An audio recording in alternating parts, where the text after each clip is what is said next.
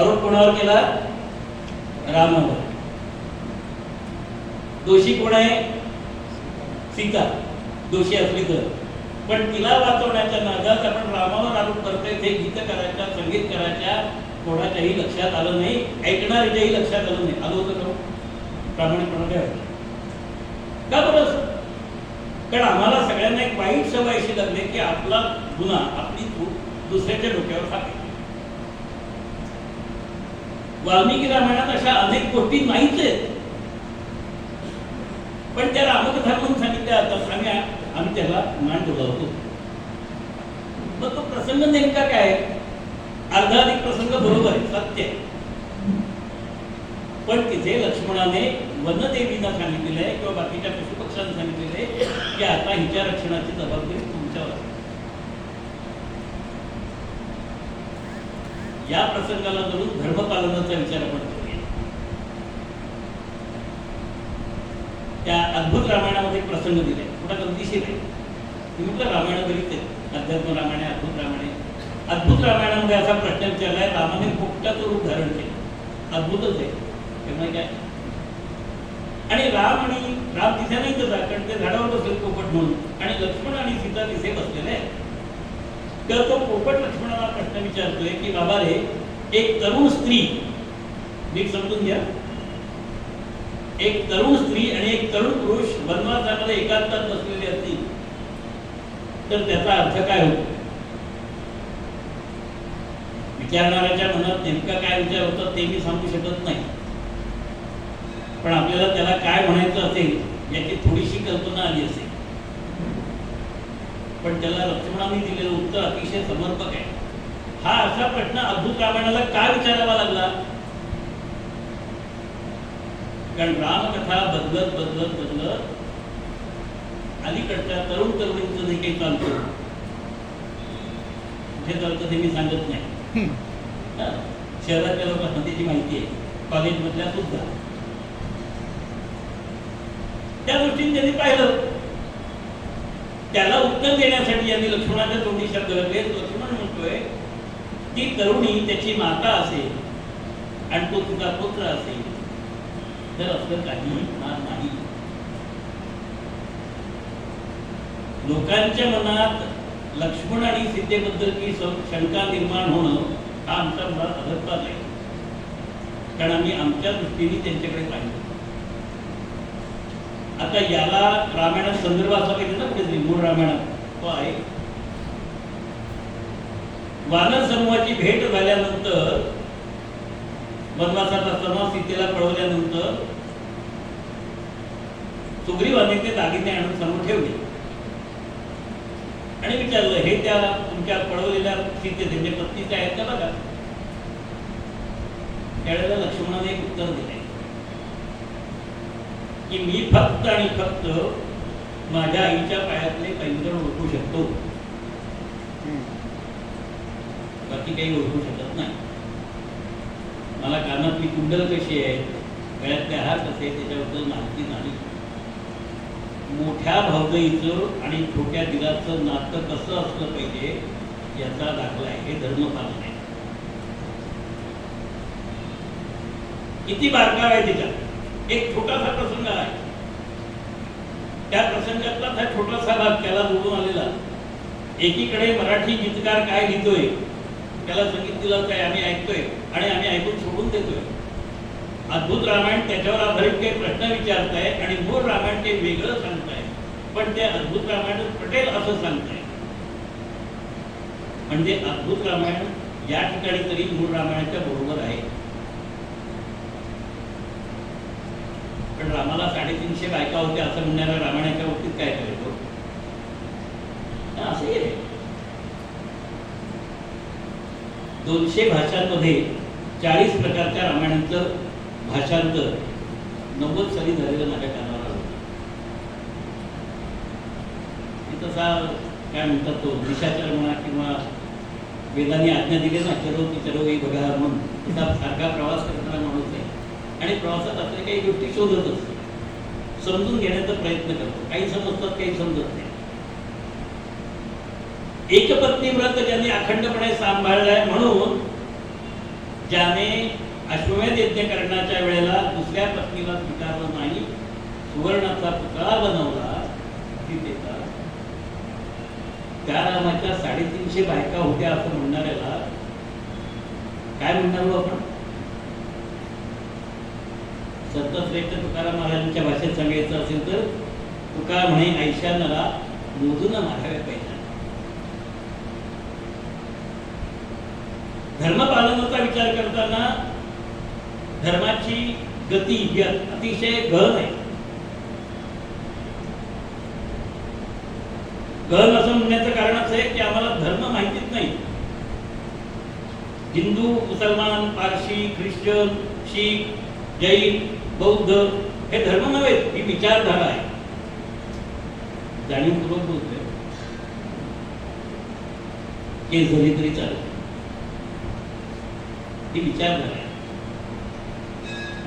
धर्माची जी व्याख्या केली, श्रुतीने व्याख्या केली, वैशेषिक दर्शनाने, चोदना लक्षणो धर्म, महाभारतकारांनी व्याख्या केली, धारणात धर्म मिथ्या हो धर्मो धारायचे प्रजा, म्हणजे त्याच्यामुळे धारणा होते समाजाची, त्याला धर्म म्हणतात. विष्णू सहस्रनामामध्ये धर्माची 2 लक्षणं प्रमुख सांगितले. कदाचित विष्णू सहस्रनाम परिचयाचं असेल. आचार प्रथमो धर्म हा, विचार प्रथमो धर्म हा. आचार विचाराने युक्त असणारा, ज्याचा गीतेमध्ये संदर्भ आहे, युक्त आहार विहाराचे युक्त चेष्टा धर्म, त्याला धर्म म्हणतात. त्याच्यामुळे धारणा होते.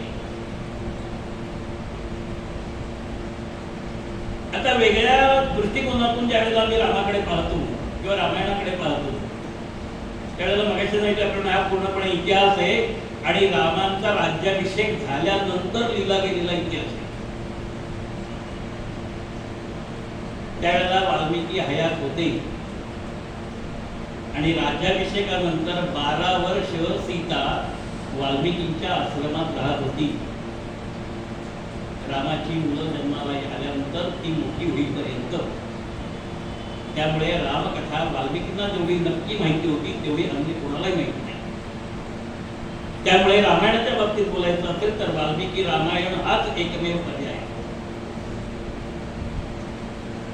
ज्यावेळेला तपश्चर्याचा परिणाम म्हणून त्यांना सरस्वती प्रसन्न झाली, त्यावेळेला त्यांनी पहिला प्रश्न, जो श्लोक बाहेर पडला, मा निषाद प्रतिष्ठाम, त्याला सांगत नाही. काममोहित असणारा क्रौंच पक्षी आणि त्याची पत्नी याच्यापैकी पतीला व्याधाने मारलं आणि त्यावेळी त्यांनी त्याला शाप दिला की ती जशी तडफडते तसा तू आयुष्यभर अशाच तऱ्हेची तडफडत राहते. त्या शापाचा परिणाम म्हणून रामायणाचा जन्म आहे.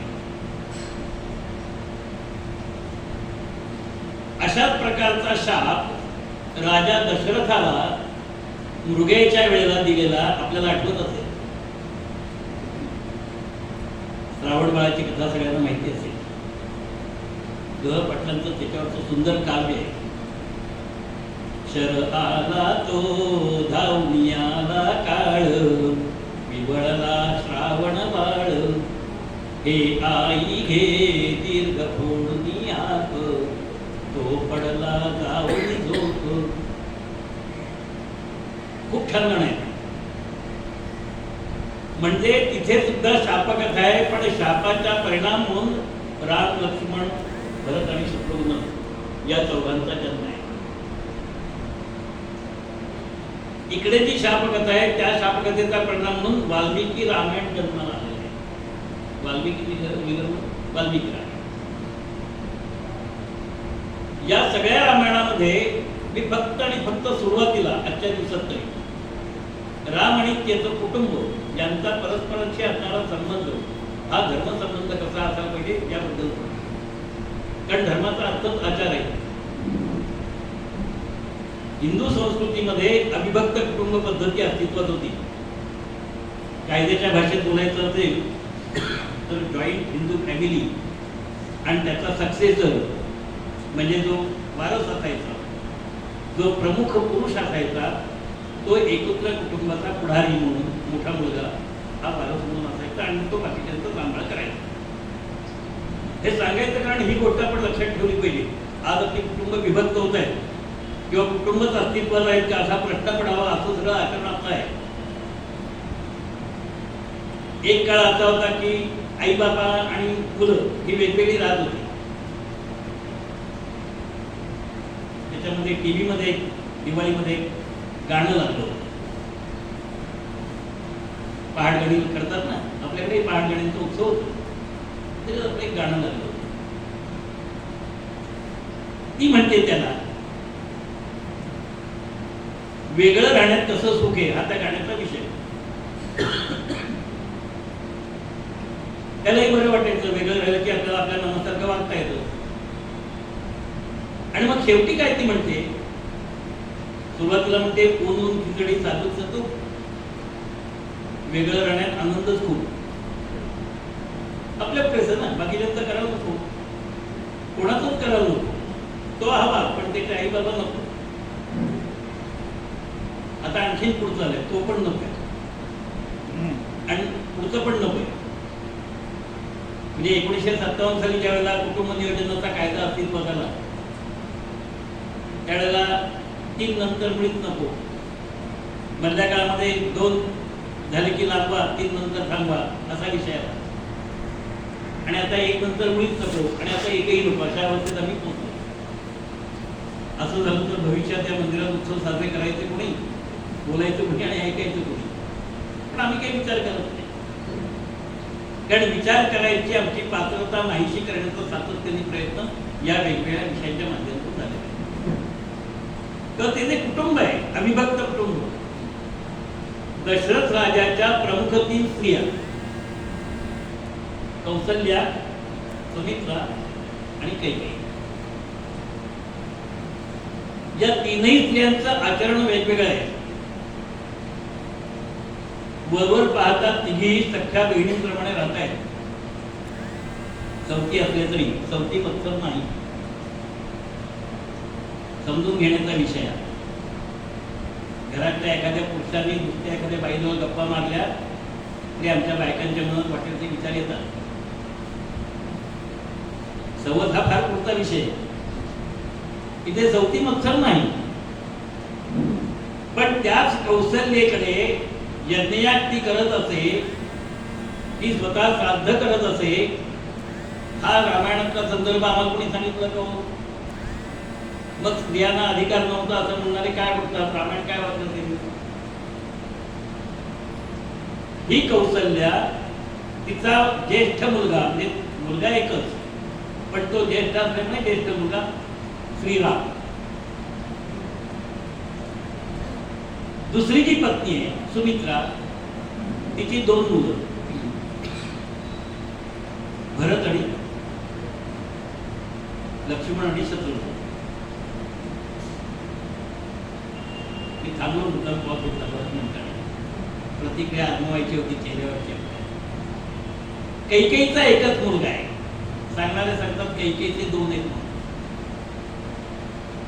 आणि त्याचा संदर्भ कीर्तन तरंगिणीच्या एका पुस्तकामध्ये थोडासा वेगळ्या पद्धतीचा संदर्भ आहे, पण तो आम्ही सांगतो. तिथे ती आर्या म्हटली जाते किंवा साकी म्हटली जाते, म्हणजे कीर्तनात म्हणाव्यात अशा अपेक्षा आहे. घरात भाज्या कीर्तनाचा आर्या असं म्हणावं. 2 संदर्भ तिथे. सुमित्रेच्या हस्तीचा पिंड घार घेऊन गेली निश्चय असा एक संदर्भ आहे. त्याच्या पुढचा संदर्भ असा आहे, कैकेयीच्या मनात विचार आला की आता मला काही मिळणार नाही. भाग जरपटे घार गई तब कैकेयी करत अंदेशा, मई अकेली भई निपुत्रिक मेरा नती भई. म्हणजे आता ती घार घेऊन गेली तिच्या हातातला. 3 भाग केलेले होते बरोबर आहे, पण त्या 3 भागातला एक भाग कौशल्याला दिला, दुसरा सुमित्रेला दिला, तो घारीची नेला. आता तिसरा कुणाला द्यायचा? सुमित्रेला द्यायचा का कैकेयीला द्यायचा? असा प्रश्न निर्माण झाला. तिसरा भाग कैकेयीच्या वाटणीचा होता, तो तिला दिला आणि मग कैकेयी आणि कौशल्याने सुमित्रेला त्या पिंडांचा काही भाग दिला. आणि म्हणून सुमित्रेची मुलं दोन, लक्ष्मण आणि शत्रुघ्न, आणि कैकेयीचा मुलगा एक भरत. या चारही भावांचं परस्परांशी नातं काय हो नेमकं? धर्मामध्ये नातेसंबंध फार महत्वाचा असतो, लक्षात घ्या. मग तो नातेसंबंध रक्ताचा असेल किंवा अन्य प्रकारचा असेल, मानव असेल. राम एकटा आहे, भरत एकटा आहे, पण दोघांच्या आया वेगळ्या आहेत, म्हणजे ते दोघेही सावत्र भाऊ आहेत. सुमित्रेचा लक्ष्मण आणि शत्रुघ्न दोघं सख्खे भाऊ, पण राम आणि भरताचे सावत्र भाऊ. हे नातं फक्त लक्षात घ्या, कारण मला आता जो प्रसंग आपल्या समोर ठेवायचा तो वनवासाचा ठेवायचा. आता घरामध्ये एका पित्याची 4 मुलं आहेत, संख्या कमी जास्त ठेवा. कायदा काय सांगतो? 2 पत्नी असतील तर दोन्ही पत्नींच्या अपत्यांना समान हिस्सा आहे प्रॉपर्टीमध्ये, संपत्तीमध्ये. हा कायदा. हिंदू परंपरा काय सांगते? प्रमुख मोठा मुलगा जो असेल तो कुटुंब प्रमुख म्हणून आजही सातबाराच्या अंतरावर एक कुकू म्हणजे एकत्र कुटुंबाचा पुढारी असे शब्द लिहिले जातात. प्रमुख किंवा पुढारी म्हणजे त्याच्या नावाने ती सगळी संपत्ती पहिली हस्तांतरित करायची आणि मग बाकीच्यांना त्यांनी सांभाळ करायचा आणि त्यांचा हिस्सा त्यांना द्यायचा. हा मूळ विषय. मोठा मान कोणाचा? कौशल्याचा, कारण पहिली ती आहे, त्याच्यानंतर सुमित्रेचा आणि त्याच्यानंतर कैकेयी. मानाचा विचार करायचा असेल आता या संपत्तीची वाटणी करायची. वाटणी करण्यापूर्वी उत्तराधिकारी नेमायचा. बिल ज्याला आपण म्हणतो म्हणजे मृत्यूपत्र, त्या आत्ताच्या काळात अस्तित्वात आहे असं नाहीये. म्हणजे मी ज्या वेळेला कायद्याचा अभ्यास करायला सुरुवात केली त्यावेळेला मी रामायणाचा प्रथम अभ्यास केला आणि मग कायद्याच्या भाषेत शिकलो, कारण सगळे कायदे त्याच्यात येतो. राजाने सांगितलं प्रजेला बोलवून आम्ही अलीकडच्या काळात बिल करताना आमच्या मुलांना सुद्धा सांगायचं नसतं असं सांगितलं जातं. बरोबर आहे का? चुकीचं असलं तर सांगा. ज्यांनी बिल केलेलं असेल, केलं नसलं तर करा, तेवढं चांगलं असतं. तर त्याच्यामध्ये दुसऱ्या आपल्या स्वतःला जे काही म्हणायचं असेल ते मुलांना सुद्धा सांगायचं नाही आणि अशा प्रकारे मृत्यूपत्र तयार करायचं. इथे अवस्था काय? राजाने सगळ्या प्रजाजनांना बोलवलंय, प्रमुख प्रत्येक समाज घटकाला बोलवलं. नीट लक्षात घ्या, राजाच्या विषयाच्या संदर्भात, निर्णयाच्या संदर्भात समाजातल्या प्रत्येक घटप्रमुखाचा किंवा घटप्रमुखाचा अधिकार आहे. ही आमची प्राचीन लोकशाही परंपरा आहे. आजचा प्रधान मंडळ म्हणून आपण ज्याला म्हणतो तो त्यातला एक छोटासा भाग आहे. पण जे जे सामंत राजे होते, जे जे मांडलिक राजे होते, जे जे प्रमुख पुढारी होते त्याच्या समाजातले, समाज म्हणजे जात नव्हे, त्या संदर्भात मोठी गमतीशीर आमच्याकडे परंपरा आहे. आम्ही वर्ण आणि जात एकच केली.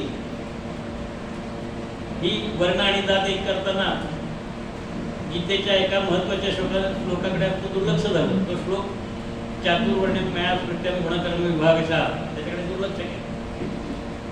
हे आम्ही दुर्लक्ष केल्यानंतर आमच्यावर त्या वेदामध्ये जे पुरुष सूक्त आहे त्या पुरुष सूक्तातल्या काही वृत्त्यांच्या संदर्भात आरोप व्हायला लागले ब्राह्मण समाजावर. कारण त्याच्यात काय म्हटलंय? ब्राह्मणोस्य मुखमासीत बाहू राजन्य कृता गुरु तदस्य यज्ञपेक्षा मध्याम शूद्रो अजायतो. अर्थ लावणाऱ्याने अर्थ काय केला? ब्राह्मणोस्य मुखमासीत म्हणजे समाज पुरुषाचं मुख म्हणजे ब्राह्मण आहे. बाहू राजन्य कृत्या, बाहू म्हणजे हात, त्याला क्षत्रिय म्हणतात. उरु तदस्य वैश्या, ज्याचं उर म्हणजे पोट वैश्य आहे आणि ज्याचे पाय म्हणजे शूद्र आहे. आमच्यावर आरोप झाले शूद्र म्हणून आम्हाला कोणी जवळ करत नाही, आम्हाला कोणी मंदिरात देत नाही. आपल्याला सगळ्यांना माहिती आहे. साने गुरुजींना विठ्ठलाच्या मंदिरात सगळ्यांना प्रवेश मिळावा म्हणून उपोषण करावं लागलं होतं, कारण विपरीत अर्थ लावला. मी आपल्याला पुन्हा पुन्हा ते सांगतो की अर्थ कसे विपरीत होतात, म्हणून सुरुवातीला 2 गाड्यांचा उल्लेख केला, त्याचा जाणीवपूर्वक केला. याचा नेमका अर्थ काय? ब्राह्मण कोणाला म्हणायचं? अमरकोशामध्ये एक श्लोक आहे. मी काही संस्कृतचा जाणकार नाही, संस्कृत जाणकारांनी मला त्याचा अर्थ सांगावा. काय श्लोक आहे? जन्मनो जायते शूद्रः संस्कारात बीज उच्यते वेदपाठी भवेत विप्रा ब्रह्मम जानाति ब्राह्मणः. आणि इथे शंका आहे, ब्रह्मम जानाति ब्रह्मज्ञ असला पाहिजे, ब्राह्मण असता कामा नये. पण तो भाग बाजू ठेवायचा. जो ब्रह्म जाणतो तो ब्राह्मण. तपासणी केली तर अडचणीत होईल नाही का? कौटिल्य अर्थशास्त्र आपल्याला माहिती आहे सगळ्यांना, त्याच्यामध्ये पण याची व्याख्या दिली. फार मागे नको जायचं, तरी सुद्धा 2000 वर्ष कदाचित मागे जावं लागेल, कारण आमच्याकडे काळाचा इतका गोंधळ माजवलेला आहे. आम्ही सगळ्यांनी मिळून पाश्चात्यांचं ऐकायचं आणि ते खरं आहे असं म्हणून विश्वास ठेवायचा. एकच पाश्चात्यांची रचना सांगतो, म्हणजे ते विश्वासार्ह आहे की नाही आपल्याला पटेल. एबी कीथ नावाचा रशियन लेखक आहे, त्याने उपनिषदांवर भाष्य केलंय सांख्य दर्शनाच्या संदर्भात. त्याने असं म्हटलंय की वेदांमध्ये सांख्य दर्शन आहे पण उपनिषदात नाही. मी ते वाचल्यावर मला मोठा हसायला आलं की वेदांपासून उपनिषद निर्माण झाली म्हणून त्यांना वेदांग असं म्हणतात, आणि वेदांचाच विषय विस्ताराने मांडला उपनिषदांनी, तरी उपनिषदांमध्ये सांख्य दर्शनाचा उल्लेख नाही. हे कसं काय घडतं? पण त्यांनी लिहिलं. दुसरा लार्सन नावाचा अमेरिकन लेखक आहे, त्यांनी म्हटलं वेदांचा काळ इसवी सन पूर्व 1200 वर्ष असायला पाहिजे, त्याच्यात जाता येणार नाही. समजून घ्या. आणि मग त्यांनी पुढे असं म्हटलं की नाही, काही अशा घटना आहेत की त्या 1200 वर्षापूर्वीच्या असल्या पाहिजे. म्हणजे खरं काय लिहितोय आणि खोटं काय लिहितोय बरं आम्हाला ते कळतच नाही. आम्ही आपलं वाचत जातो. पाश्चात्यांचे दाखले दिले की बरं वाटतं नाही का? तो प्लुटो असेल, अरिस्टॉटल असेल, कांत असेल, डेकार्ते असेल, ज्युपिटर असेल, विंटरनीज असेल, बरं वाटतं म्हणून हे 2 दाखले दिले. ज्यांना काहीतरी कळते, ज्यांनी वाचलेलं असलं तरी काही म्हणजे जरा बुवा मोठा आहे असं वाटतं ना. सांगायचा मुद्दा महत्वाचा असा आहे की तिथे सुमित्रेची 2 मुलं लक्ष्मण आणि शत्रुघ्न. कौशल्याचा मुलगा राम, ही कौशल्या वेद जाणणारी आहे, स्वतः श्राद्ध करणारी, यज्ञ करणारी आहे आणि एकटीच यज्ञ करत असे. मी थोडासा नाठाळ आहे, ज्यांनी मला आधी ते अनुभवलं आहे त्यांना माहिती नाही कसं आहे. त्यामुळे माझे विद्यार्थी मला सांगत होतं सर गोष्ट समजून नका, फुगडीत माझं तरी चालेल, कारण गोष्टी सांगितले की ते लागतात कुठेतरी. मी माझ्या मुलीची पूजा करायची ठरवली. धर्म काय तो आपल्याला सांगायचं आहे, आणि तो स्वानुभवात सांगितलं की त्याला प्रकट येते. तुम्ही आचरण केलंय का असं लोक फक्त विचारतात.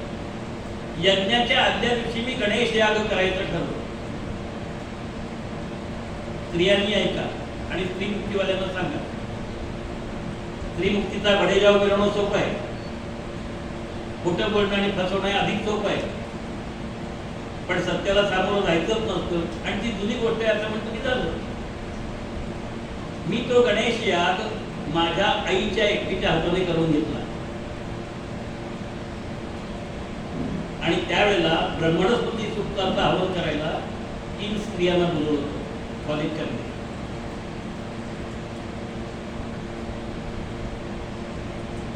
जर कौशल्य यज्ञ करू शकते स्वतंत्रपणे तर माझ्या इथं नाही करू शकत. मुलीची मुंज लावल्यानंतर मला अनेक ब्राह्मणांनी सांगितलं असा विधी करता येत नाही. म्हटलं पुरावा द्या. वकिली पास झालो होतो, करत नव्हतो. पुरावा द्या. पुरावा देता येईल नाही. आजपर्यंत असं काही घडलं नाही. म्हटलं आजपर्यंत अनेक गोष्टी घडलेल्या नाहीत, त्या तुम्ही करतात. उघड बोल की त्रासदायक आहे. कुठल्याही कार्यक्रमाचा मोबदला मागू नये असं शास्त्र सांगतं. आम्ही नोकरी करत असतो तरी मोबदल्याशिवाय नोकरी करत नाही. मागणी असते, संप करतो त्यासाठी, बरोबर आहे ना? त्यासाठी पैशासाठी. कामाचा मोबदला मागत नाही, पैसा मिळाला तर काम करू असं म्हणतो. आणि सरकारला काय सांगतो, अहो नोकरी मिळत नाही. नोकरी मिळत नाही असं नाही, आम्हाला हवा तेवढा पगार मिळत नाही म्हणून मी नोकरी करत नाही. आणि नोकरी करायचं म्हणलं की आजकाल बांधलेला असतो ना, वेळ सांभाळावी लागते ना प्रत्येक गोष्टी. धर्माचं पालन करायचं असेल तर वेळ पाळली पाहिजे. प्रत्येक जगातला कुठलाही सण, निसर्गातला कुठलाही क्षण हा अवेळी होत नाही. आम्ही म्हटलं पाऊस अवेळी आला, आता होता गारपीट चालू आहे. चूक कोणाची हो? यज्ञात भवती पर्जन्य यज्ञ कर्म समुद्भवा असं ज्यावेळेला गीता म्हणते त्यावेळेला आम्ही कधी ऐतरेय प्रमाण काढून वाचलंय का? यज्ञ प्रक्रियेचा अर्थ कधी समजून घेतोय का? आम्ही एकीकडे म्हणतोय ग्लोबलायझेशन चाललंय, ग्लोबलायझेशन चाललंय, हीट वाढली वातावरणातली. मग हीट वाढल्यानंतर त्याचा अपरिहार्य परिणाम ते पाऊस पडणार आहे. तो कुठे पडेल हा भाग वेगळा. जबाबदार कोण? हीट वाढवायला तिकडे युद्ध चालू आहे, गॅसचा तुटवडा इकडे आहे, जबाबदार कोण? आम्हीच ना. कारण आम्ही माणुसकी शिकलोच नाही होत, आम्ही धर्म शिकलोच नाही होत. एकीकडे गाणं सांगितलं होतं मजहब नाही सिखाता आपस में बैर करना, आणि दुसरीकडे आपस में बैर चल रहा है. क्यों? गाणं म्हणता ना तुम्ही हे, पण त्या गाण्याप्रमाणे आचरण नको का? जोरात सांगितलं होतं 15 ऑगस्टला आणि 26 जानेवारीला एक गाणं लागतं सगळीकडे, विशेषतः शाळांमध्ये. त्याच गाण्याचा उल्लेख आहे, सारे जहां से अच्छा हिंदुस्तान हमारा. पुढे काय त्याचा अर्थ तुम्ही समजून घेतला? हम बुलबुले है इसकी वो गुलसिता हमारा. म्हणजे काय? आम्हाला फक्त त्याच्यावर खायला मिळालं पाहिजे. इकडे देशाचं काय व्हायचं ते होते. आधी देश, मग देव आणि मग धर्म. आमच्या मराठी गाण्यात काय म्हणताय? देश देवान धर्मासाठी असं म्हटलंय का? देव देशानं धर्मासाठी प्राण घेतले. धर्म हा व्यक्तिगत पातळीवर असतो, पण तसं आचरण सामाजिक पातळीवर आलं की त्याला सगळ्या समाजाला बांधून ठेवण्यासाठी त्याला धर्म असं म्हणतात. म्हणून धारणा धर्म मिथ्या होत नाही. इथे नेमका तोच प्रसंग निर्माण झाला वनवासाच्या वेळेचा. काय प्रसंग निर्माण झाला? राजांनी सगळ्यांना बोलवलेलं आहे, विषयांतर होणार नाही, हरिदासाची कथा म्हणून पदावर येणार, घाबरू नका. बाकीचं एक मधलं भरावं लागतं ना. तेव्हा सगळ्यांना बोलवलंय. कोणाकोणाला बोलवलं तर त्या गावातले ते जे प्रमुख होते, प्रत्येक गल्लीला एक प्रमुख असायचा, त्याला मुख्य असं उत्तर म्हणतात. गल्ली म्हणा, आळी म्हणा, काय असेल ते. ब्राह्मण म्हणजे कोण सांगितलं, क्षत्रिय म्हणजे कोण सांगितलं, हे सगळे लोक ब्राह्मण असतील, क्षत्रिय असतील, हे वर्ण आहेत, पण वर्ण बंदिस्त नव्हते. कोणालाही कोणत्याही वर्णामध्ये सहजपणे प्रवेश करता येत होता, जाता येत होतं. आणि त्याने प्रवेश केल्यानंतर त्याचा वर्ण ठरवत होता. एकच उदाहरण आपल्याला विचारू, प्रश्न विचारू. आपण म्हणाल काय चिरफाड चालवली तुम्ही? आपल्याकडे एक म्हण, नदीचं मूळ आणि ऋषीचं गौर तपासू नये. का बरं? विश्वामित्र ऋषी कोण होते? राजर्षी होते ना. त्यांनी दिलेला गायत्री मंत्र आमच्या मुंजीत लागतो ना, दुखत असतो तो बघा. तो काही ब्राह्मणाचा आहे भाऊ. तुम्ही ज्याला ब्राह्मण समजता त्याचा मंत्र आहे का तो का चालतो? नवरात्रामध्ये स्त्री सूक्त म्हणतात ना, हे स्त्री सूक्त कोणी लिहिलंय? ऋग्वेदामध्ये 69 स्त्रिया आहेत ज्यांनी ऋचा दिली. किती जणांना माहिती आहे? पूर्वची असेल, शशी असेल, अलोपा असेल, अघोषा असेल, किती नाव सांग, अपारा असेल, लोपामुद्रा असेल, ते चालतं का? त्याच्यात काय म्हणताय? धनंदेही वित्तंदेही आहे ना सगळं, मग ते म्हटलं पाहिजे. नवरात्र साजरी करताना आम्ही काय म्हणतो? महिषासुराचा वध करणारी ती होती, म्हणजे राक्षसांचा वध करू शकते, तिला अधिकार नाकारण्याचा अधिकार आम्हाला येतो. नाकारतो. कशाच्या आधारे नाकारतो त्याचं त्यांना नाही. ऐकायला अवघड आहे ना, आणि पचवायला त्याहीपेक्षा अवघड आहे. इथे दशरथ राजाने सगळ्या समाजाला बोलवलं. समाज म्हणजे पूर्वी 12 बलुतेदार अशी पद्धत होती आपल्या गावगाडा म्हणून पद्धत. प्रत्येकाचं काम वाटलेलं असायचं. अर्थशास्त्रात आपण कॉलेजमध्ये काही जण गेले असतील तरी शिकलं असेल, म्हणजे ज्यांनी हा विषय शिकला असेल ते.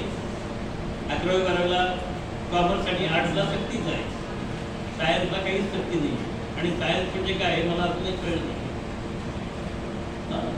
शास्त्र म्हणून आम्ही ज्याचा उल्लेख करतो त्या शास्त्राचे सगळ्यात श्रेष्ठ ग्रंथ भारतात निर्माण झाले, मग ते कुठलंही असेल. जाऊ द्या, मला तो विषय मांडायचा नाही. मला विषय मांडायचे मूळ हा आहे की ज्या वेळेला हे सगळे लोक आले त्या सगळ्यांना प्रश्न विचारला राजा दशरथांनी. कधी विचारला प्रश्न? दाढीतला पहिला केस पांढरा झाला त्यावेळेला. आपण आपल्याबद्दल बोलत नाही का? सगळं पांढरं झालं तरी आम्ही कुणाला उत्तराधिकार द्यायला तयार नसतो. तुला काय करते का असं आम्ही. आणि त्यांनी ठरवलं की आता उत्तराधिकारी राजाला दिलं पाहिजे. त्या सगळ्यांनी एकमुखाने सांगितलं रामाला राज्याभिषेक करा.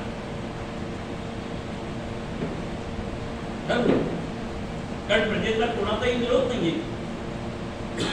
राम त्यावेळेला साधारणपणे 20 वर्षाचे होते. बाकीच्या कथेकडे मला यायचं आहे, फक्त कथा आपल्याला वेगळ्या पद्धतीने सांगायची आहे आणि ती संपूर्णपणे धर्म पालनाच्या माध्यमातून सांगायची. कथा माहिती असल्यामुळे त्याच्या पुढे जात ठरलं उद्या रामाला राज्याभिषेक म्हणायचा आहे, म्हणून रामाने व्रतस्थ राहावं. व्रतस्थ राहायचं म्हणजे उपासनाच करायचे का? उपवास करायचे, उपास नाही. मला अजूनही एका गोष्टीचा प्रश्न पडतो. अमुक एक पदार्थ उपासाच्या दिवशी खाऊ नये, हे कुठल्या पुस्तकात लिहिलंय? किंवा उपासाच्या दिवशी 4-4 वेळा खाल्लं तरी चालेल, हे कुठल्या पुस्तकात लिहिलंय? आहे का नाही? बघा, आपण विचार करू नका. एकमुक्त आणि द्विभुक्त किंवा निराहार, निर्जळी अशा प्रकारचे प्रकार सांगितले. द्विभुक्त याचा अर्थ फक्त दिवसातनं 2दाच खातो तो. आता काय खायचं हे त्यातून त्यांनी ठरवायचं नाही. आम्ही काही खातो, कोणी केरला होतो, कोणी केरला खातो, कोणी आणखी काही घेतो. काय ते म्हणतात ना, भूखंड, श्रीखंड वगैरे वगैरे. मित आहार घ्यायचा. 2 वेळा जेवायचं असतं तरी मित आहार. आणि जो आहार तामसी नाही, राजस नाही असा आहार घ्यायचा, म्हणजे सात्विक आहार घ्यायचा. आता सात्विक आहारात काय काय येतो हा प्रश्न इथे विचारू नका, नंतर वाटतं तुम्ही त्याचं. पण या सगळ्या समाजाने सांगितलंय की रामाला राज्याभिषेक करा, म्हणून राम व्रतस्थ राहिला. व्रत याचा अर्थ त्यांनी एक स्वतःला चौकट ठरवली की आज मी अशा पद्धतीचं आचरण करणार आहे, चिंतन करणार आहे. कसलं चिंतन करणार आहे? राम हा पूर्णपणे मनुष्य आहे. पहिला तो देव हे डोक्यातनं काढून टाका. मला व्रतस्थ राहायचंय म्हणजे आज माझ्याकडनं कोणावरही कोणत्याही प्रकारचे आरोप होणार नाही, कोणाला वाईट बोललं जाणार नाही, किंवा आता माझ्यावर जबाबदारी येणार आहे, न्यायदानाची मोठी जबाबदारी येणार आहे. त्या काळात न्यायदान करणाऱ्याच्या त्या मूर्तीवर डोळ्यावर पट्टी बांधलेली नव्हती. न्यायालयात असते ना, मोठ्या न्यायालयात पट्टी बांधलेली नव्हती. निपक्षपाती न्याय करता यावा म्हणून ती पट्टी बांधली असं म्हटलं जातं. पण एकूण सगळं अनुभव आणि वाचलं पाहिलं की त्याला निपक्ष न्याय म्हणायचं का, प्रश्न पडावा अशी सगळी अवस्था आहे. जाऊ द्या, न्यायाबद्दल बोलायला अधिकार नाही, नाही तर तुम्हाला अटक होईल वगैरे वगैरे. अटकेला मी घाबरलो नाही, कधी घाबरणार आहे, कारण ते आहे काय. तेव्हा मी न्यायदान करणार आहे, मग न्यायदान करणाऱ्या माणसाला निष्कलंक चारित्र्य असलंच पाहिजे, हा पहिला नियम आहे. आतापर्यंत माझ्यावर कोणत्याही प्रकारचा डाग नाही. इथून पुढे मला काळजी अशी घ्यावी लागेल की इथून पुढे माझ्यावर कोणत्याही प्रकारचा लांछन असणारा डाग माझ्यावर येणार नाही, लोक माझ्याबद्दल अपशब्द काढणार नाही, असं आचरण असलं पाहिजे. हे धर्मपालन मला करणं गरजेचं आहे. म्हणून तो व्रतस्थ राहिला, तो चिंतन करायला लागला की मी समाजात मिसळल्यानंतर कसं वागलं पाहिजे. राजाने समाजात मिसळायचं असं होतं किंवा असतं, हा त्या काळातला दंडक आहे. अलीकडचे पुढारी यायचे ठरले की पोलीस दोन्ही बाजूला उभे राहतात आणि म्हणतात चला बाजूला बाजूला, त्यांना भेटायला वेळ नाही मिळणार. पुढारी काय दोन तास 4 तास नव्हे दिवसभर थांबलात तरी तुम्हाला भेट साधी मिळत नाही. आणि भेट मिळालं तर काय म्हणतात, हा ठेवा त्या पियेकडे द्या. काय न्यायदान करणार, मी काय करणार हो. धर्माचा अर्थ आहे, राजाचा अर्थ तो आहे. मनुस्मृती असं म्हणते, राजा लोकानुरंजना, लोकांचं अनुरंजन करणं हे राजाचं प्रथम कर्तव्य आहे. त्याला भूपती असं म्हटलंय. भूपती म्हणजे कोण, जो या घरेचा पती आहे, म्हणजे पालन करणार आहे, नवरा नव्हे तो. मग प्रजेचं पालन करणारा असला पाहिजे असं ज्या वेळेला आपण म्हणतो, त्यावेळेला प्रजापार हितदक्ष राजा असणं ही फार मोठी जबाबदारी आहे. मग ज्या राजाच्या राज्यामध्ये एखादा माणूस उपाशी असेल तर तो राजा कर्तृत्वावर ठरेल का हो. म्हणून पूर्वी कहाण्या वाचल्या जात असत, आता वाचतात तर नाही मला माहित नाही. त्या कहाणीमध्ये पहिली कहाणी अशी असायची, आम्ही म्हणतो वाचतो आटपाट नगर होतो. तो आटपाट असा शब्द नाहीये, औटपट नगर होतो. तिथे एक राजा होता. त्याने आपल्या सेवकांना सांगितलं, काय सांगितलं, करारे हाकारे पिटारे डांगोरे, नगरात कोणी उपाशी आहे का. दवंडी देऊन विचारा कोणी उपाशी राहिले का, त्याला खायला घातल्याशिवाय मला जेवता येणार नाही. हे राजाचं राज्या म्हणून असणारं कर्तव्य आहे, त्याला धर्मपालन म्हणतात. या दृष्टीने राम व्रतस्थ राहतोय. म्हणजे समाजात फिरताना त्याच्या लक्षात आलं असेल की कोणतं घर गरीबाचं आहे, कोणतं घर श्रीमंताचं आहे.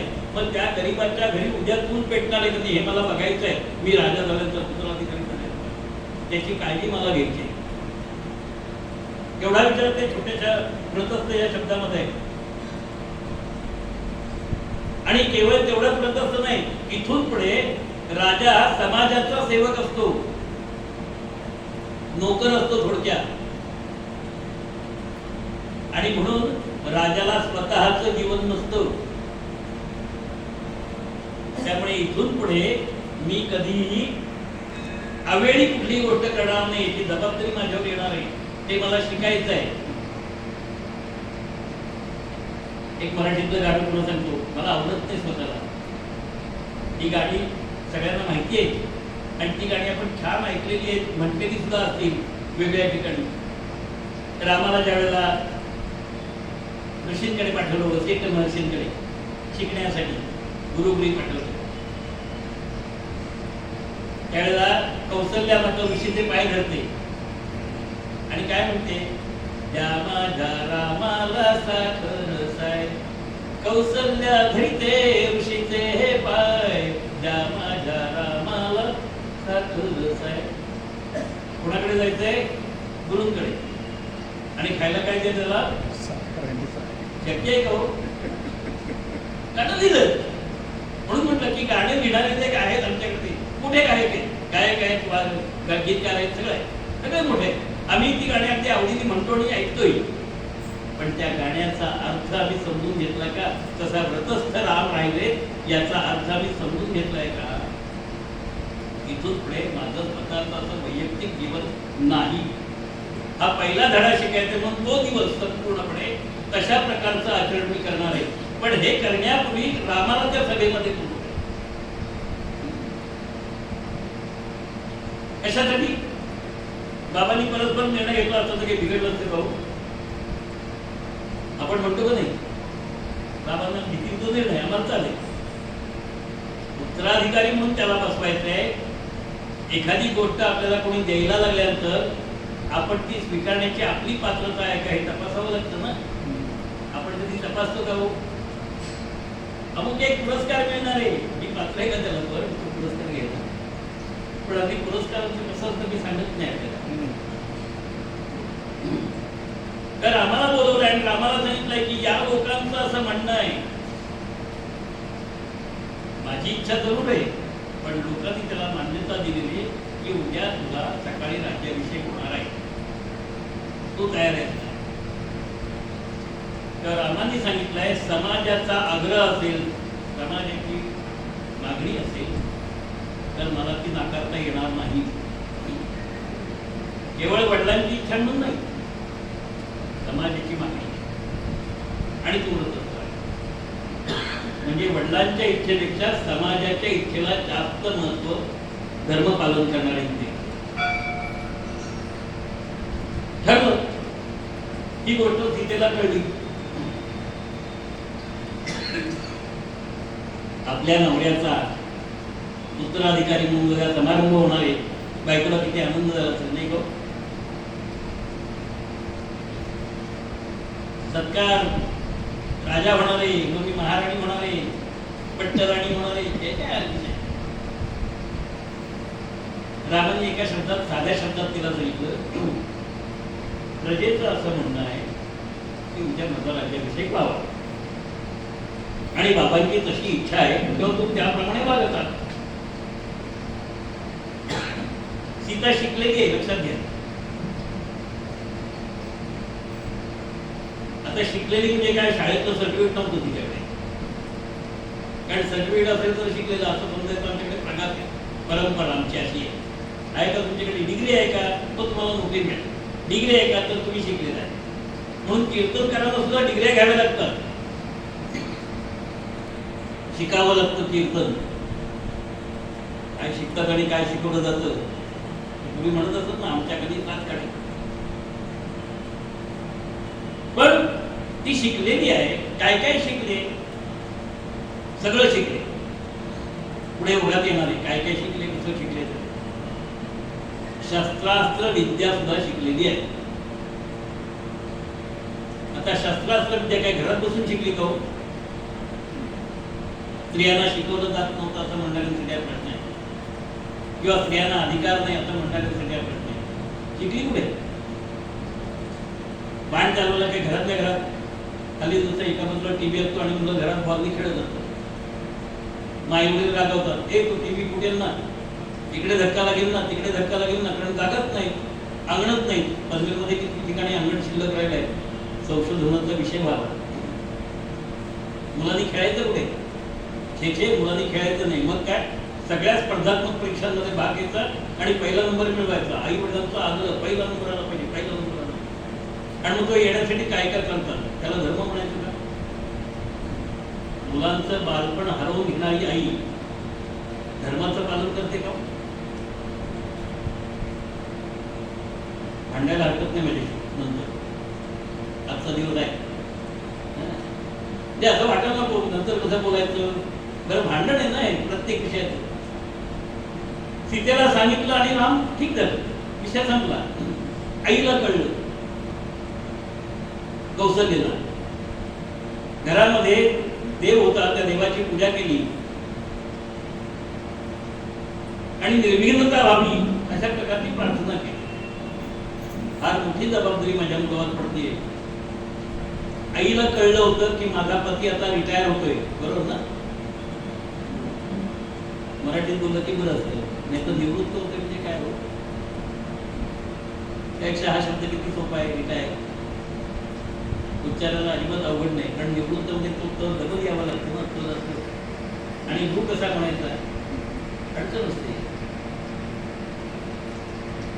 तिला कळलं, तिने प्रार्थना केली परमेश्वराची की हे सगळं निर्विघ्नपणे पार पडो. आणि याचा स्पष्ट अर्थ असा आहे की महाराणी म्हणून असताना माझं पद आता माझ्या सुनेकडे जाणार, म्हणजे तिजोरीच्या चाव्या सुनेच्या हातात जाणार, स्वयंपाकघर सुनेच्या हातात जाणार. ती करणार नाही काही, पण तिच्या हातात जाणार, कारण ती सांगेल ते पदार्थ बनवले. आतापर्यंत कौशल्य सांगत होती आणि बाकीच्या दोघींचे मान्य केलेलं होतं, कारण दिदी दिदी म्हणून तिला हिंदी सिनेमात किंवा हिंदी रामायणात दाखवलंय. संबंध सगळे चांगले,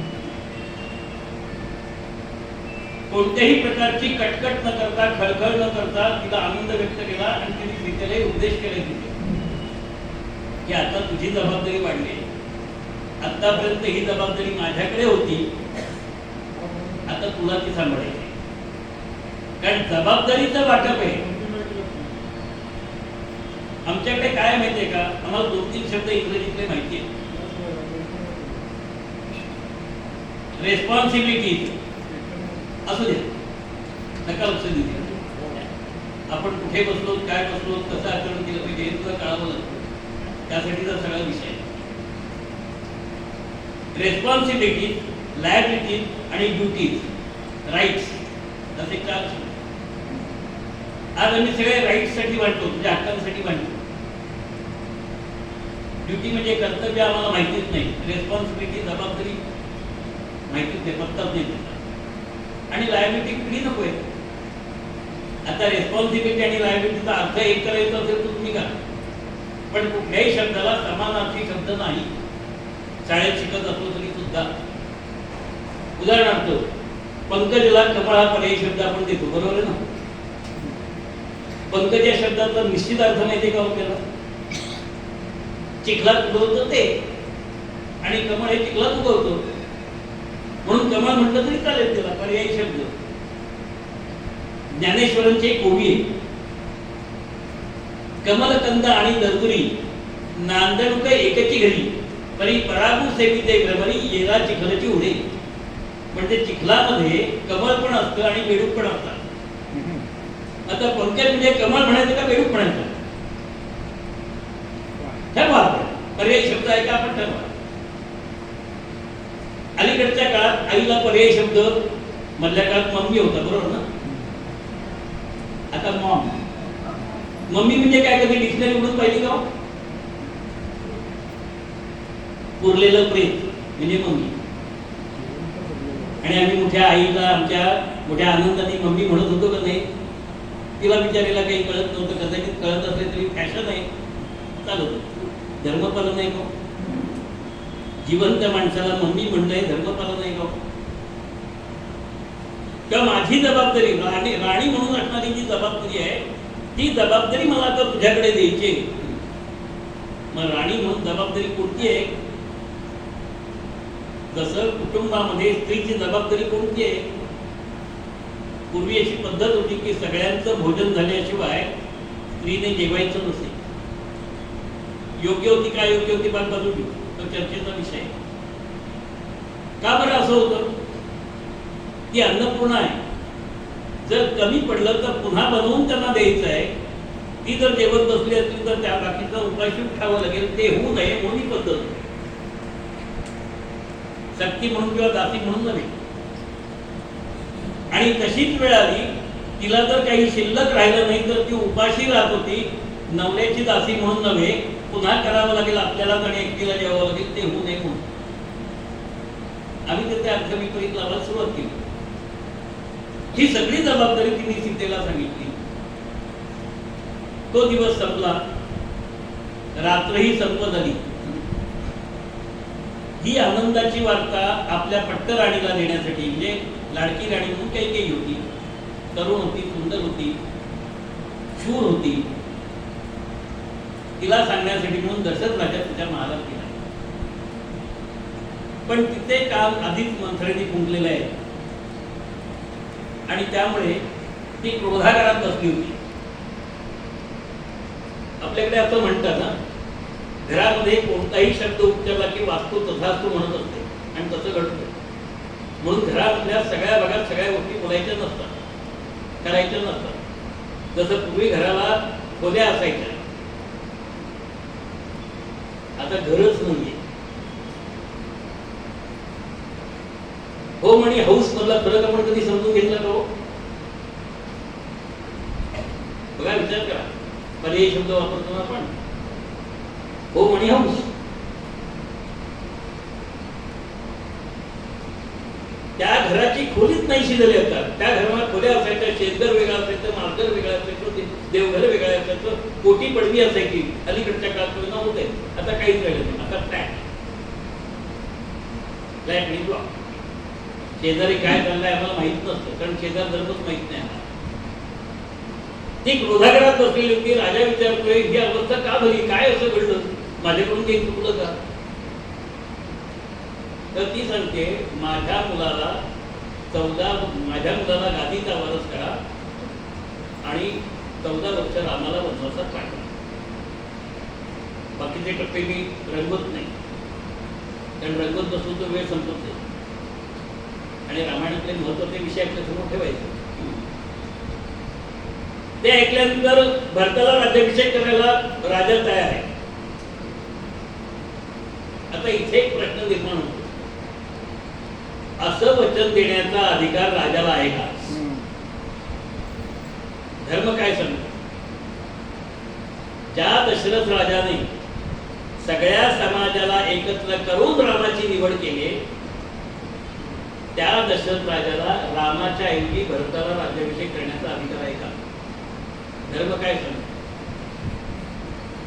रामाला सभेमध्ये बोलवलं नव्हतं तोपर्यंत गोष्ट वेगळी होती. तो पर्याय देऊ शकला असता, रामाला करायचं का भरताला करायचं असं विचारू शकला असता. पण तोही विचारण्याचा अधिकार त्याला नाही. कारण मनुस्मृतीप्रमाणे किंवा हिंदू परंपरेप्रमाणे मोठा मुलगा हा उत्तराधिकारी असायचा आणि मोठा मुलगा राम होता. त्यामुळे भरताच्या आधी रामाचा नंबर आहे. मग तो डावलून, म्हणजे परंपरा डावलून, राजाने परंपरा डावलायची का? परंपरेला धक्के द्यायचे का? वाटेल ती परंपरा निर्माण करायची का? हा प्रश्न शिल्लक राहतो. आणि सगळ्या समाजाने त्याचं नाव सुचवलेलं आहे. त्याला बाजूला ठेवून मध्यस्थपणा तरी असं करायचं का? राजा म्हणून जाहीर करायचं का? कुठलाही अधिकार नाही. पण तरी सुद्धा राम आणि भरत सारखेच आहेत असं म्हणून राजा दशरथाने कैकेयीला परवानगी दिली. ठीक आहे, पण रामाला वनवासात का पाठवते? तेव्हा कैकेयी सांगते, तो जर इथे राहिला तर प्रजा बंड करेल. राजकारण धुरंधर आहे कैकेयी, नुसती नाहीये, बावळट नाहीये. आणि कोणीतरी सांगितलंय म्हणून स्वतःचं मत बनवणारी नाहीये. हा गैरसमज काढून टाका. कैकेयीने खूप विचार केलाय त्याच्या मागे. कैकेयीला आपण दुष्ट म्हणायला मोकळे आहोत, कारण का तर आम्हाला वनवासात पाठवला म्हणून. पण तो दुष्टपणा स्वीकारताना तिने काय काय सहन केलंय याचा विचार आपण करत नाही, कारण आपल्याला ती सवयच नाही. जो महानिशा धर्म उच्चारलेला श्लोक वेदना कळल्यामुळे वाल्मिकींच्या मनात निर्माण झाला आणि रामायण लिहिलं गेलं. ती वेदना आम्हाला कळतच नाही कोणाची, कारण आम्ही त्या अनुषंगाने कधी विचारच केला नाही. करुणा हे माणुसकीचं सगळ्यात मोठं लक्षण आहे. आज आमच्याकडे करुणाच नाही. कोणाला काही लागलं झालं असेल, घेतली पडलं असेल, कोणी ठोकलं असेल चालेल, तिकडे उतरवलंय, आपल्याला काय देतो? आम्ही काय आरडाओरडा केला? गॅसच्या किमती वाढल्यात, गॅस मिळत नाही, पेट्रोलच्या किमती वाढल्यात, पेट्रोल मिळत नाही, खाणार कसं, हॉटेल बंद पडले, सगळ्या लोकांना घरी परत पाठवावं वगैरे वगैरे हे विचार आम्ही सुरू केले. पण ते युद्ध थांबवण्यासाठी आपण नाटोवर दबाव आणला पाहिजे असं एकाने तरी पुढाऱ्यांनी म्हणलं का? माणुसकीचा भाग म्हणून सरकारनं नाव ठेवायला सुरुवात केली सगळ्यांनी एकदा. पण आंतरराष्ट्रीय स्वरूपाची जी संघटना आहे त्या संघटनेवर दबाव आणून ही सगळी युद्ध थांबवली पाहिजे असा विचार मांडला पाहिजे. आणि त्याच्यामध्ये आमच्या पंतप्रधानांनी प्रयत्न करावा. आम्ही सगळे या गोष्टीसाठी त्यांच्याबरोबर असं एकत्रित पुढाऱ्यांनी म्हटलं का? कुठल्याही गोष्टी धर्म कळलाच नाही म्हणणं होणारे दुष्परिणाम आम्हाला जाणवत आहेत, कळत आहे, कारण ते आमच्या पोटाशी निगडीत आहेत ना, स्वार्थाशी निगडीत आहेत ना. म्हणून आम्ही हे करायला हे केलं तर बघा, सगळ्या समाजातल्या सगळ्या लोकांनी आणि सगळ्या बाह्य देशांनी जर हा दबाव आणला या सगळ्या राष्ट्रांवर, तुमचे सगळे व्यवहार आम्ही बंद करून म्हणून उपाय केले तरी चालेल, युद्ध होईल का? पण त्याला हिंमत लागते, त्याला करुणा असावी लागते, त्याला धाडस असावं लागतं, त्याच्यासाठी संयम असावा लागतो. आमच्याकडे यातला कोणताही गुण नाही. रामाला वनवासात का पाठवायचा असा प्रश्न विचारल्यानंतर ती माझी रामाने तिथे राज्याभिषेक झाला नाही आणि कधीही बंद केलं तर काय? पहाटेच्या वेळेला पहाटेचा मुहूर्त धरून ब्राह्ममुहूर्तावर लोक उठत असत. आता ब्राह्ममुहूर्त आम्हाला माहित नाही, कारण आमच्या आरतीमध्ये सुद्धा असं म्हणतात ना, किंवा त्या गाण्यांमध्ये, अरे सगळे आले, स्थिती पाठक आले, रामा आता तुम्ही उठ, कृष्ण आता तुम्ही उठ, उठी उठी गोपाळा वगैरे वगैरे. शांतपणे झोपून राहायचंय. हा कसला गोपाळ? गोपाळ म्हणजे गाई राखणारा केवळ नव्हे, गाम पालय की गोपाला. गाम म्हणजे इंद्रिय, ज्यांनी इंद्रियांना सांभाळून ठेवलंय तो गोपाळ. आम्ही गोपाळ म्हणजे फक्त कृष्ण, गोपाल कृष्ण, राधाकृष्ण कृष्ण नव्हे. त्या सुमंतांनी हे पाहिलं, राजा असा अस्ताव्यस्त पडलेला आहे, कैकेयी रुसून बसलेली आहे, काय झालं त्याला कळले नाही. राजा दशरथाने सुमंताला सांगितलं, रामाला बोलवून आण. की काही सांगितलं नाही. तो गेला रामाला बोलवायला. कल्पना काय सुमंताची, इकडे काही घडलं असेल पण रामाला बोलवायला सांगितलंय, राज्याभिषेक करायचं म्हणजे राम उठलाय की नाही, तर उठवायला पाहिजे ना. आम्हाला तसं स्वतःला उठता येत नाही म्हणून गजर लावावा लागतो. पूर्वी गजराची घड्याळ तरी होती. एक जुनं गाणं होतं, पहिली दुसरी, आजीच्या जवळ घड्याळ कसले आहे चमत्कारी करून.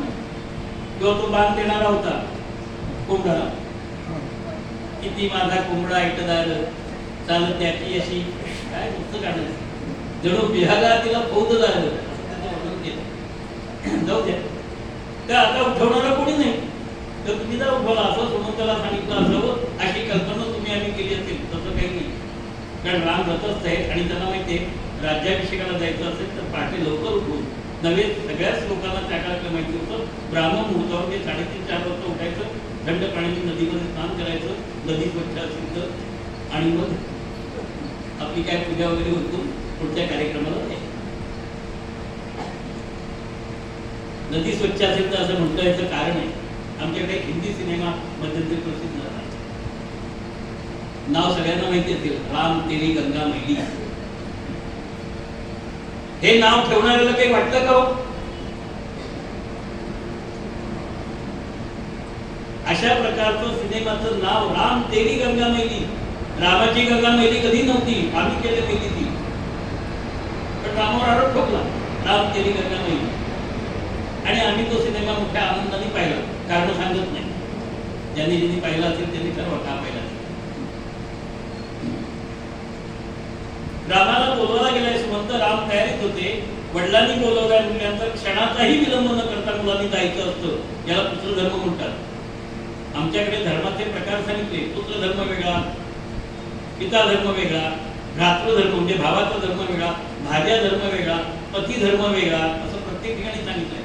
राजाचा धर्म वेगळा. धर्म म्हणजे आचरण, धर्म म्हणजे विचार. काही ठिकाणी धर्माचा संस्कार केल्याशिवाय तो धर्म त्याचा होत नाही. काढून का अधिक खोलात जात नाही. राम गेले आणि हे सगळं दृश्य पाहिलं. रामाला धक्का बसला की माझा राज्याभिषेक करायचा आहे म्हणून हे काय घडत आहे. मनात शंकेची पल सुटली पहिली, म्हणजे माझा राज्याभिषेक हा दडपणाखाली होतोय का, तुमच्या आमच्याचा मनाचा प्रश्न. रामाच्या मनात नाही, कारण दडपणाचा प्रश्नच नाही. सगळ्या कठीण मान्य केलंय, दडपण कोणाचं.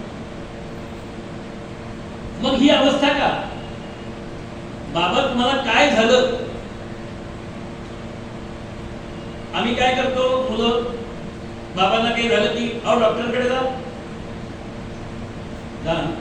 चला नाही डॉक्टरकडे जा. गोळ्या घेतल्यात का, ही गोळी घ्या असं नाही, घेतल्यात का, औषधं घ्यायला नको, डॉक्टरकडे जायला नको, आणखीन काय काय. प्रत्येक घरातला संवाद आठवा. म्हातारा झाला माणूस की हे सगळे संवाद त्याला ऐकावे लागतात आणि इतर ऐकवतात आणि ती परंपरा पुढे चालू आहे. बाबा वाक्याप्रमाणे हा विषय कधीच संपला. रामाने विचारलं काय झालं. राजा बोलू शकत नव्हता. ज्याला सकाळी सांगितलंय आदल्या दिवशी की तुला उद्या राज्याभिषेक व्हायचाय, प्रजाजनांसमोर सांगितलंय, त्याला तुला राज्याभिषेक करता येणार नाही, तुझ्या धाकट्या भावाला राज्याभिषेक करणार आहोत हे सांगायचं तुझा हा प्रश्न आहे. आणि त्याही पेक्षा महत्वाचा प्रश्न, तुला 14 वर्ष वनवासात जायचं हे सांगायचं कसं. राजा तसंच बोलला नाही. त्यावेळेला कैकेयी तिला मोठ्या उत्साहाने सांगते, वाल्मिकींचे शब्द उत्साहाने सांगते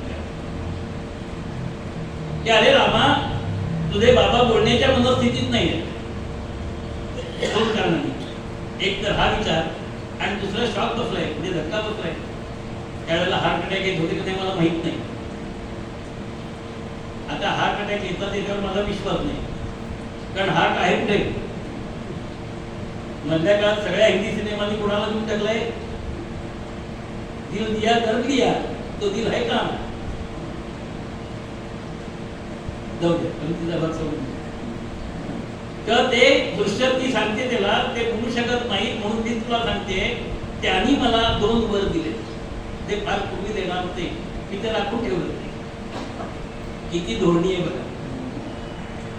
भविष्यात काय घडणार आहे याचा अचूक वेध घेऊन त्या प्रकारची योजना करणं, ज्याला नियोजन असं म्हणतात. जे नियोजन आमच्या भारत देशामध्ये 51 साली लागू करण्यात आलं. पंचवार्षिक योजना आपल्याला ऐकून माहिती असते. पहिल्या 3 पंचवार्षिक योजना झाल्या. प्रत्येक योजनेच्या शेवटच्या वर्षी खर्च केला गेला. म्हणून यशवंतराव चव्हाणांना 3 वर्षे योजने विरहित घालवावी लागली. 66 ते 69 इतिहास काढून पाहते.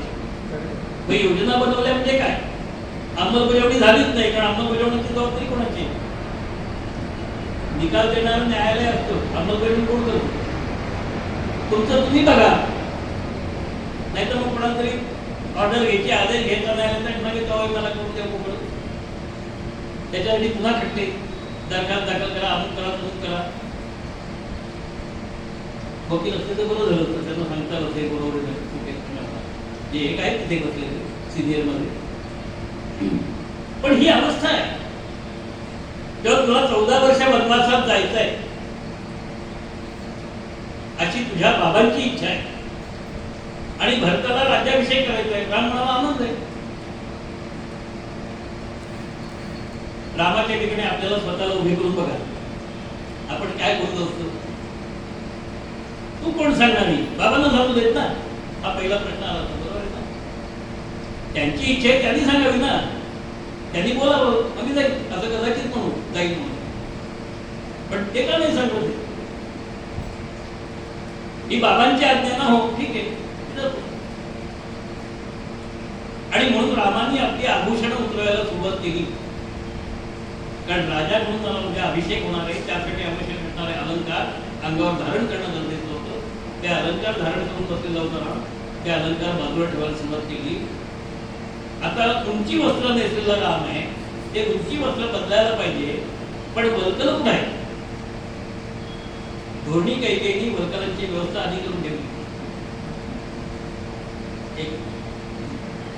आता त्यावेळेला रामाच्या बरोबर सीता आहे आणि लक्ष्मण पण आहे. गमत बघा, आपल्या नवऱ्याला राज्याभिषेकाच्या ऐवजी वनवासात जावं लागणार आहे आणि आपल्या नवऱ्याच्या ऐवजी दुसराच कोणीतरी गादीवर बसणार आहे. हे कुणाला पटेल. सध्याचं राजकारण काढून का, झेडपीचं असेल, पंचायत समितीचं असेल, नाहीतर पुढचं असेल कुठलं. मलाच गादी मिळाली पाहिजे. काय काय करतात ते झाले, कुठल्या कुठच्या आहेत काय, जाऊ दे. राजकारणावर बोलू नये असं लोक सांगतात, पण राजकारणाशिवाय ही ग्रंथमंडळी सांगतात येणार नाही, तुमच्याजवळ भेटतात येणार. कारण ते सगळ्यात मोठं राजकारण ते आहे. कैकेयीने वल्कला आणून दिली. आपल्या नवऱ्याला राज्याभिषेक होणार आहे, त्याच्याऐवजी आता वनवासात जावं लागणार आहे. हा सगळ्यात मोठा धक्का सीतेला बसला. विचार काय होता आणि आता करावं काय लागणार आहे. विचाराच्या बरोबर विरुद्ध कृती करण्याची जबाबदारी आहे. सासूने सांगितलं होतं तुला जबाबदार म्हणून आता काम करायचं आहे, पण ती जबाबदारी ही आहे का काय. प्रजापालनासाठी काही करायला हरकत नव्हती, पण इथे प्रजापालन करायचं नाहीये, राज्य सोडून बाहेर जायचं आहे. एवढा मोठा धक्का आहे. आणि तो धक्का सीता सहन करते, नुसता सहन करत नाही. मित्राज्ञेचं पालन करणं हे रामाचं कर्तव्य आहे. त्याच्यावर गदिमांचं गाणं आहे, आपल्याला माहिती. 14 वर्ष तू वनवास, तुम्ही वनवासात राहणार आहे, पितृआज्ञा पाळून दोघे होवे तुतारता, असं भरतात ते सांगतात. अयोध्येत हो तू राजा रंकमी वनिता, पराधीन आहे जगती पुत्र मानवा. मला प्रश्न पडला, राम जर देवाचा अवतार असेल असं मानायचं असेल तर त्याचं पूर्वकर्म कोणतं? तुमचा जो पूर्वकर्म आहे पुनर्जन्म आहे, रामाला कुठला पुनर्जन्म? बघा विचार करू. तेव्हा हे पूर्वकर्म आहे. पूर्वकर्म म्हणजे मला हे आता करावं लागणार आहे, मला हा सगळा त्याग करावा लागणार आहे. राम हे मूर्तिमंत त्यागाचं उदाहरण आहे. ठीक आहे, सगळे आभूषण काढलेले. सीता म्हणते मी पण तुमच्याबरोबर येणार आहे. जेथे राघव तेथे सीता. आता मी जिथे जाणार तिथे तू येणार म्हटल्यानंतर राम तिला सांगायचा प्रयत्न करतात. आपल्या दालनात परत आल्यानंतर तिथे नाही जाणार. तिथे फक्त सीता म्हणजे मी पण वनात जाणार, लगेच वर्तन देण्यासाठी काही तिला वर्तला आणून देते. लक्ष्मण म्हणतो मी पण वनात जाणार, त्याला आणून देते. काय योजना आहे बघा. ज्यांचं नियोजन परफेक्ट असतं, उत्कृष्ट असतं, ते लोक नेहमी यशस्वी होतात. आणि ज्यांचं नियोजन शून्य असतं ते कधीही यशस्वी होत नाही. कोणत्याच क्षेत्रात, कुठले क्षेत्र असेल, अभ्यासाचं असेल किंवा आणखी परीक्षा पास व्हायचं असेल तर सगळे प्रश्न सोडवावे लागतात. बरोबर आहेत का चुकीचं विचार नंतर करायचं असतं, पण प्रश्न सोडवलाच नाही तर ते मार्क मिळणारच नाहीत. ते 10 मार्काचा प्रश्न सोडवला नाही तर 90 मार्कापैकीच मार्क मिळणार आहेत. पण 10च्या 10 म्हणजे ते सगळे प्रश्न सोडवले तर 100 पैकी तो चुकला असेल तरी लिहिलाय काहीतरी म्हणून अर्धा मार्क तरी मिळेल. कदाचित बरोबर असलं तर 5 मार्क मिळते. पण ही सगळी अवस्था अशी आहे. रामाने ते स्वीकारलं आणि काहीही न बोलता त्या दालनातून बाहेर. राजाला आणखी वाईट पडलं. राजा सुमंताला त्यावेळेला सांगतोय, अरे मला असं वाटतंय या माझ्या रामाने माझ्या कुस्त्या बांधून मला तुरुंगात टाकावं आणि राज्य घ्यावं.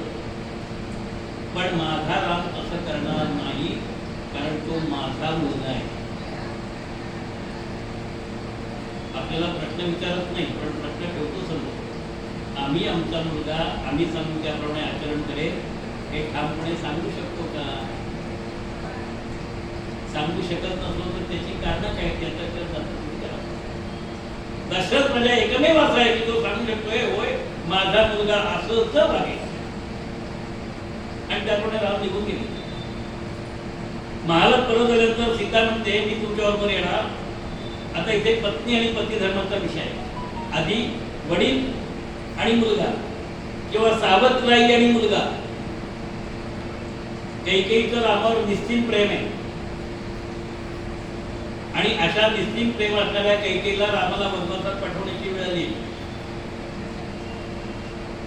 एवढा हृदयावर दगड ठेवून तिने काम केलं असेल. नाव ठेवणं सोपं आहे.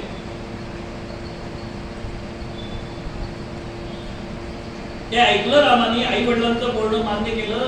जायला निघाले. इकडे आले. इकडे त्यांनी आपल्या आईला सांगितलं माते आता मी वनवासात जाणार आहे, भरताचं राज्य असणार आहे. जेव्हा कौसल्य त्याला सांगते आधीच माझं जीणं मुश्किल झालं होतं, कारण पटकराणी कोण झाली होती? सवत. राजा तिला विचारून सगळं करत असे. राजा तिच्याकडे जात असे, हिच्याकडे फारसा येतच नव्हता. त्यामुळे आपल्या जीवनाला अर्थ काही नाही हे तिला कळलेलं होतं. आता मुलगाही बरोबर नाही, मग आपली अवस्था काय होईल? म्हणून ती त्याला सांगते की ठीक आहे, मी माझ्या माहेरून मिळालेली मला जी संपत्ती आहे,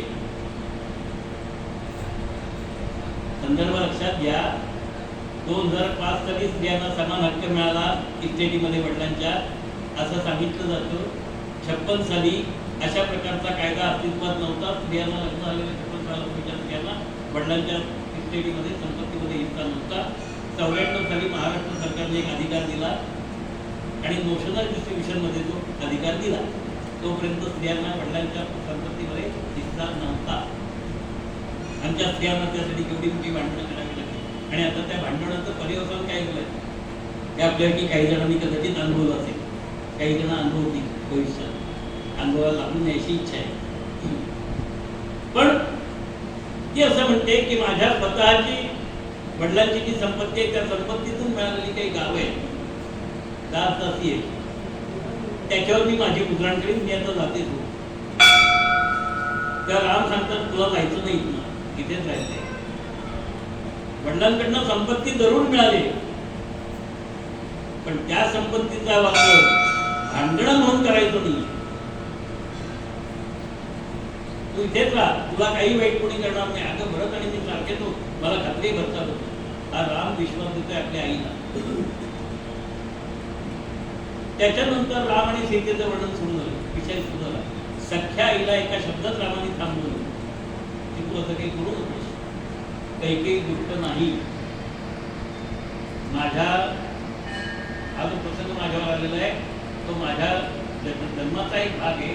मी स्वीकारलेला अवतार कार्याचा कदाचित तो भाग असेल वगैरे वगैरे. अवतार कार्य म्हणून की देवत्व येतं म्हणून तुम्ही शब्द वापरणार नव्हतो, पण आपण सगळे अवतारच होत नाही का? वेगळ्या अर्थाने बघा विचार करतो का?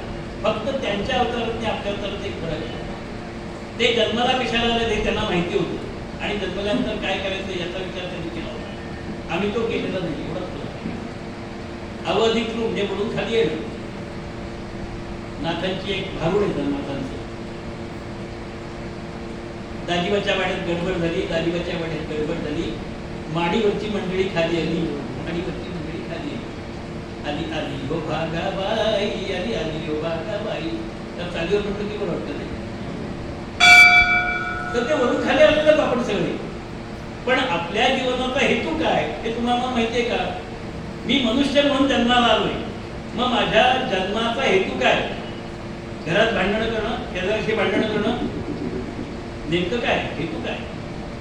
उगाच निघायच्या वेळी करणं, जुगार खेळणं, दारू पिणं, मटका खेळणं, काय माझ्या जन्माचा हेतू काय?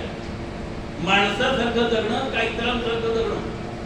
म्हणजे पशुपक्ष्यांसारखं जगणं. थोडंसं विषयांतर करून आपल्याला मुद्दा मी आठवण देतो. जुन्या लोकांनी आपल्या पत्रिका पाहिलेल्या असतील, बरोबर ना? जन्मपत्रिका तयार करतात ते गुरुजी करून देतात, काय असतात त्या. त्याच्यामध्ये आपण कोणत्या योनीतले होता लिहिलेलं असतं. ते कोणाची गौ योनी असेल, कोणाची पुछक योनी असेल, कोणाची मार्जा योनी असेल. म्हणजे आपण माणूस होत बाह्य रूपात, पण त्या पशुचं आपलं आम्ही साधन नाही. म्हणजे मार्जा योनी असेल तर तो मांजरासारखा वागणार आहे, वेगळं सांगा तो मांजरासारखा. मुशक योनी असेल तर तो उंदरासारखा वागणार आहे. दिसायला माणूस आहे, बाहेरून माणूस आहे, पण अंतरंगात स्वभावात ते आहे. त्यातनं बाहेर पडायचा आम्ही कधी विचार करणार आहोत का? रामाने तो विचार केला. आईला सांगितलं आणि सीतेला सांगितलं तू माझ्याबरोबर कशाला येतेस?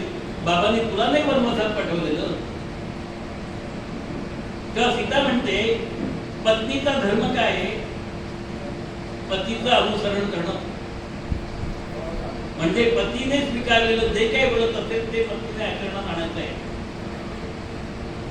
तर पत्नीचं व्रत आणि पतीचं व्रत तुला बोलते या शब्द छान. म्हणजे पती जर जंगलात जाणार असेल, वनवासात जाणार असेल तर पत्नीला वनवासातच राहावं लागेल. नाही हो 1 BHK चा प्लॉट आहे, 2 BHK चा हवा होता ना, 3 BHK चा हवा होता ना, लग्न मोठं याच्यावर माझ्या माहितीतल्या 5 BHK चा फ्लॅट नाही म्हणून लग्न मोडलं, बाकी सगळं बरोबर. दोघांना एकमेकांना पसंत होते सगळं होतं, पण नाही लग्न नाही का? या कारणात शेजारी आई वडील राहतात दुसऱ्या फ्लॅटमध्ये. मग शेजारी आता म्हणजे त्यांना करता आलं नाही की मला जेवण करून वाढावं लागेल ना, म्हणून शेजारी आई वडील असेल तर अशी लग्न मोडलेली आहे. त्यामुळे लग्न लावायला कोणी सांगितलं तर एखादी मुलगी बघा किंवा एखादा मुलगा बघा मी कानावर वाटतो बाबा हे सांगू नका. कारण फिरणं असतं, सगळ्यांचं माहिती असतं, थोडं लोक बोलत असतात, हा विषय मला सांगू नका असं मी सांगतो.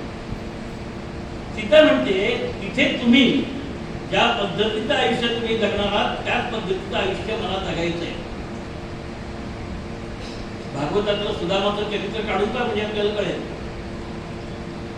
नुसतं सुदामा माहिती हो, 18 विश्व दारिद्र्य भोगणारा, पण त्या दारिद्र्यातही सुख मानणारी पत्नी होती त्याची, हे आम्हाला किती जणांना माहिती. त्याला राहायचं असं तर दरिद्र्य होते, आम्ही राहणार नाही. अलीकडच्या काळातलं एकच त्याला नाटक काढून पहा, सिंधू आणि सुधाकर. ती सिंधू काय सांगते तिच्या मैत्रिणीला, नाही ग बाई मी आता हे काही करणार नाही का, कशी या तेजू पदाला या पायाला सोडून मी कशी येऊ, म्हणजे माझ्या नवऱ्याला सोडून येणार नाही. आणि मग त्याच्याबरोबर दुसरं एक पद आहे, तिने पैसे कुठं गोळा केले असा प्रश्न सुद्धा करायला पडतो. सत्यवते वचनाला नाथा स्मरणी पदाला या सुरविमला वित्त परार्जित मानी विषसम स्पर्शिन ना कधी मी त्याला स्मृती पदाला या सुरविमला. परार्जित वित्त मी घेणार नाही, तीच परंपरा राग गडकरींनी म्हणजे राम गणेश गडकरींनी त्यांच्या एकच कला नाटक कळलं पाहिजे. नाटक करणं कदाचित सोपं असेल, कदाचित, नाहीतर रामाचं पात्र रंगवायचं आहे आणि मध्यंतरात जाऊन गेली शिडी ठेवतोय, इतकं सोपं नाही आहे. तेव्हा त्या रामाने सीतेला सांगितलं तू माझ्याबरोबर येऊ नकोस, ती त्याला हे सगळं सांगते, तिथे पती तिथे मी. तेव्हा राम सांगतात अगं जंगलात जायचंय, तिथे हिंस्र पशु असतील, राक्षस असतील, तुला त्रास देतील. तेव्हा सीता रामाला 2 प्रश्न विचारते. पहिला प्रश्न विचारते तुम्ही माझे पती आहात ना, मग पतीचं कर्तव्य काय पत्नीच्या संदर्भात. पत्नीचं पालन पोषण करणं, तिला वस्त्र प्रावरण करणं हे पतीचं प्रथम कर्तव्य आहे. हे कर्तव्य पार पाडलं नाही म्हणून द्रौपदीला भरल्या दरबारात धृतराष्ट्राला प्रश्न विचारावा लागला, भीष्माला प्रश्न विचारावा लागला की आधी काय घडलं, आधी युधिष्ठिराने स्वतःला आपण हरवलंय का आधी माझा पडला होता. उत्तर देता आलं नाहीये. भीष्म म्हणाले अर्थस्य पुरुषोदासा, धर्माची संकल्पना मागे पडायला लागली तिथे, समजून घ्या. आणि मग कृष्णाला तिथे तिला मदत करावी लागली. जाऊ दे महाभारताचा विषय, कधी महाभारत लावलं नाही मला बोलवलं असतं कदाचित सांगितलं, बोलवलं तर असं किती विचित्र ऐकवलं. तुमच्या बाबतीत माझ्या वडिलांचा अंदाज चुकला का हा दुसरा प्रश्न. ब्राह्मणाला म्हणजे काय, माझ्या वडिलांना असं वाटलं होतं की ज्या वेळेला धनुष्याला प्रत्यंच्या लावायची वेळ आली त्यावेळेला तुम्ही ते शिवधनुष्य सहकृत्य उचललं आणि ती प्रत्यंच्या लावताना मोडलं. कधी कधी गाणं लिहिलं, आकाशाशी जडले नाते धरणी मातेचे स्वयंवर झाले सीतेचे, स्वयंवर झाले सीतेचे. गाणं बरोबर आहे ना. आमच्या समोर चित्र काय उभं राहिलं, स्वयंवराला सगळे राजेगाडे बसलेले आहेत. मूळ रामायणात नसलेला रावण पण तिथे आलेला आहे, मूळ रामायणात नाही किंवा असं काहीच नाही. आणि मग त्या सगळ्यांच्या समोर रामाने ते धनुष्य उचललेलं आहे आणि ते मोडलं. मूळ रामायणात असा कथाभाग नाही. स्वयंवर आयोजित केलेलं आहे, राजे येत होते, धनुष्य उचलण्याचा प्रयत्न करत होते आणि निघून जात होते. त्या राजांचा कोणी उपहास केलेला नाही, टीव्हीवर दाखवला असं तरी सुद्धा. कारण टीव्हीवर लोकांचं मनोरंजन करण्याचा एवढा टीव्हीवाल्यांनी उचललेला आहे. त्यांना त्यांचा TRP ना तो वाढवायचा असतो, त्यांना पैसे हवे असतात, लोकांना आनंद द्यायचा असतो. सत्य सांगायचं नसतं कारण सत्य हे कधीच चांगलं नसतं असं म्हणतात. तेव्हा ते राम लक्ष्मण आणि त्यांचे गुरुजी विश्वामित्र तिथे गेले होते. तेव्हा ही 2 मुलं कोण आहेत म्हणून विचारल्यानंतर राजाला जनकारायांनी सांगितलं विश्वामित्रांनी अयोध्या कुमार आहेत म्हणून. त्यांनी त्यांचं स्वागत केलं आणि असा असा पडलं आहे, तुम्ही सुद्धा प्रयत्न करायला हरकत नाही त्यांना म्हटलं. त्या रामाने गुरुजींकडे पाहिलं, विश्वामित्रांनी आज्ञा दिली चल बघ म्हणून, आणि मग ते धनुर्बंध झालं. कोणाच्या छाताडावर वगैरे पडलेलं नाही. पण नवीन रामायण घेणाऱ्यांनी अनेकांनी तो संदर्भ तसा दिला.